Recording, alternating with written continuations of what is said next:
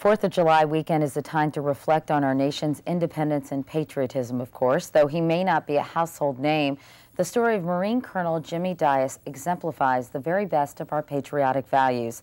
A Hero Among Heroes, a new book by General Perry Smith, tells the story of courage and bravery shown by the colonel as both a civilian and a soldier. General Smith, good morning. Nice to see you. Thank you, Katie. Nice to be back. He was a good man for all those reasons, but for the purpose of full disclosure, he was also your father-in-law. That's true. He was my father-in-law, and I finally got around to writing the book, which should have been written a long time ago. Why?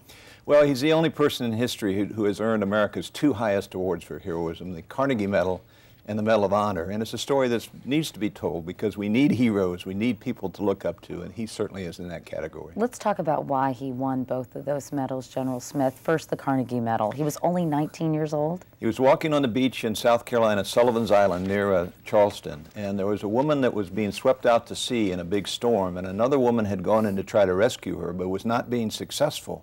And he was walking to the beach, and everybody was jumping up and down, and so he just went in by himself and actually saved both women. One of them was really in desperate shape. The other one was just very, very tired. But if he had not gone in, they probably both would have drowned. And for that, he won the Carnegie Medal at age 19. He was an undergraduate at Clemson College when he did that. And meanwhile, the Carnegie Medal is still given out?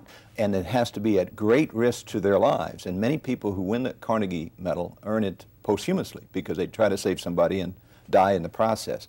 But it's a very tightly controlled medal. It's been given out since 1904. It's called the Carnegie Medal, and they give about 80 or 90 out every year. He did get the Medal of Honor, sadly, after he died.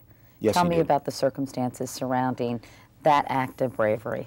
Well, after he left Clemson College, he went back to Augusta, which was his home, and went into the Marine Corps Reserves, was called up to active duty in 1940, and then in 1944, as a battalion commander, he had 800 people under his command.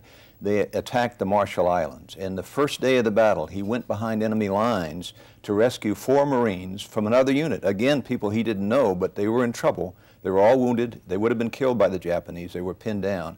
He saved those people, and then the next day, at the very end of the battle, he was leading his troops right up front and was killed. And for his heroism during the Battle of the Marshalls, he won the Medal of Honor. Strangely enough, he had sort of a premonition about dying there, didn't he? He did have a premonition. He talked to a lawyer. He talked to some people on the ship about the fact that he thought he would die in the battle. He was an up-front kind of guy. He was a leader up front. He was always in front of his troops.